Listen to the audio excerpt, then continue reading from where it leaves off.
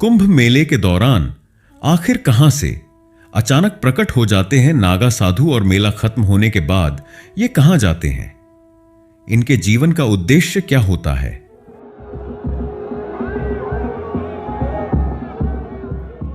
किस तरह ये अपनी रोजमर्रा की जिंदगी जीते हैं? और सबसे बड़ा सवाल कि आखिर नागा साधु बनते कैसे हैं?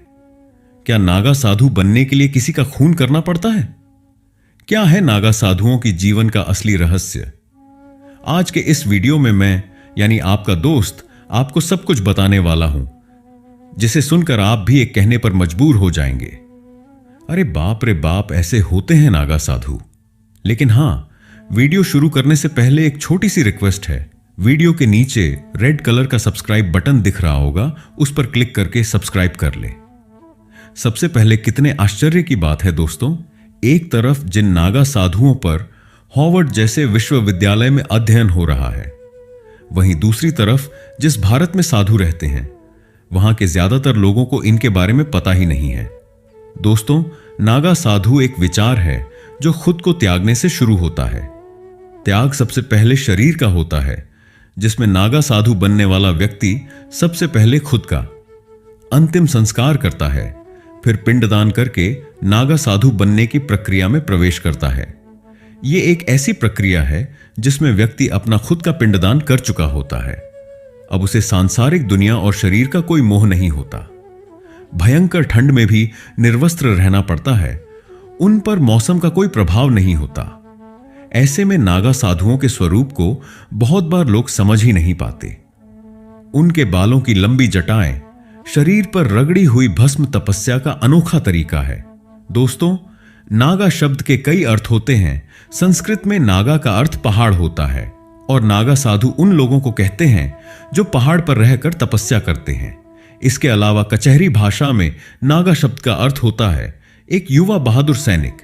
जी हां दोस्तों, नागा साधु सिर्फ निर्वस्त्र होकर नहीं घूमते, बल्कि इनका इतिहास बहुत हैरान करने वाला है, जिसका कनेक्शन सीधा गुरु आदि शंकराचार्य से। ऐसी मान्यता है कि जब गुरु आदि शंकराचार्य ने भारत की 4 अलग अलग दिशाओं में 4 मठों की स्थापना की, तब उन्होंने इन मठों की रक्षा करने के लिए नागा साधुओं की एक टोली बनाई। ये वो सन्यासी थे जिन्हें शास्त्रों के साथ साथ शस्त्रों का भी ज्ञान था।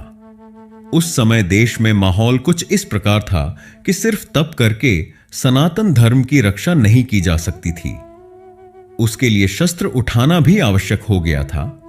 ऐसे में नागा साधुओं का गठन किया गया, जो शस्त्रों और शास्त्रों दोनों से ही दुश्मनों का खात्मा करने का बल रखते थे। दोस्तों, कई सारे इतिहासकारों का तो यह भी कहना है कि नागा साधुओं का पंथ सिंधु घाटी की सभ्यता से भी पुराना है।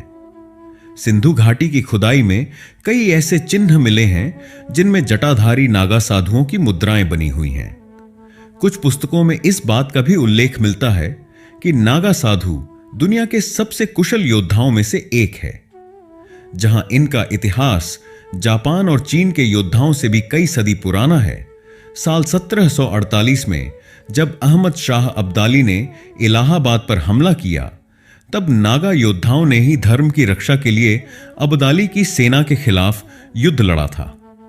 इसके बाद जब भारत आधुनिक बनने के दौर में आया, तब नागा साधुओं की फौज बिखर गई और उन्होंने स्वयं को पूरे संसार से काट लिया। आज भी नागा साधु युद्ध कौशल में निपुण होते हैं। उन्हें किसी भी जंग के मैदान में खड़ा कर दिया जाए तो वो दुश्मनों के छक्के छुड़ाने में पूरी तरह से सक्षम है। दोस्तों, नागा साधु बनने की प्रक्रिया तपस्या से शुरू होती है और यह तपस्या कभी न खत्म होने वाली दीक्षा के साथ जारी रहती है। भारत में इस वक्त 13 अखाड़े हैं जो उन्हीं युवाओं को नागा साधु बनाने की दीक्षा देते हैं, जिनमें आयु 16 से 20 वर्ष के बीच होती है। भारत में सनातन धर्म की रक्षा करने के लिए 4 लाख से ज्यादा नागा साधु हैं। बड़े बड़े देशों के पास इतनी बड़ी सेना नहीं होती जितने तो हमारे पास नागा साधु हैं। हालांकि इन्हें लेकर लोगों के मन में सवाल बना रहता है, और सबसे पहला सवाल तो यही है कि नागा साधु निर्वस्त्र क्यों रहते हैं। दोस्तों, इस सवाल का सीधा सा जवाब यह है कि नागा साधु अक्सर दुर्गम इलाकों में पहाड़ों पर अपना जीवन तपस्या करते हुए बिताते हैं। वो किसी भी सांसारिक मोहमाया से खुद को दूर रखते हैं। उनका जीवन तपस्या में लीन रहता है। इसीलिए वो कुंभ के आयोजन के बाद दोबारा किसी को दिखाई नहीं देते और वापस अपने अखाड़े में या सृष्टि के भ्रमण पर निकल पड़ते।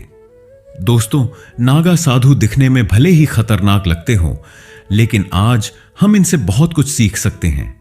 सबसे बड़ी बात तो यह है कि साधु अपने आप में खुश रहना जानते हैं। नागा साधु के पास कोई भी भौतिक वस्तु नहीं होती, लेकिन फिर भी वो अपना जीवन बड़ी खुशी और आनंद के साथ व्यतीत करते हैं, जिससे हमें यह पता चलता है कि जीवन को खुशियों के साथ जीने के लिए किसी भी भौतिक वस्तु की आवश्यकता नहीं है। अगर आपकी मनोस्थिति आपके नियंत्रण में है, आप अपने आप में खुश रहते हैं, तो फिर आपको बड़ा घर, बड़ी गाड़ी, अच्छी नौकरी, खूब सारे पैसे, इन सारी चीजों की कोई आवश्यकता नहीं है।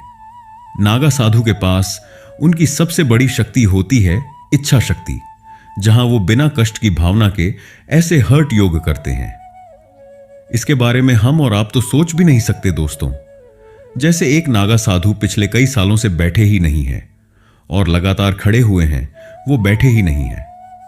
एक नागा साधु तो अपना बायां हाथ ऊपर उठाकर पिछले 9 सालों से हठ योग कर रहे हैं ताकि भारत को हिंदू राष्ट्र बनाया जा सके, और ये सब तो नमूना है।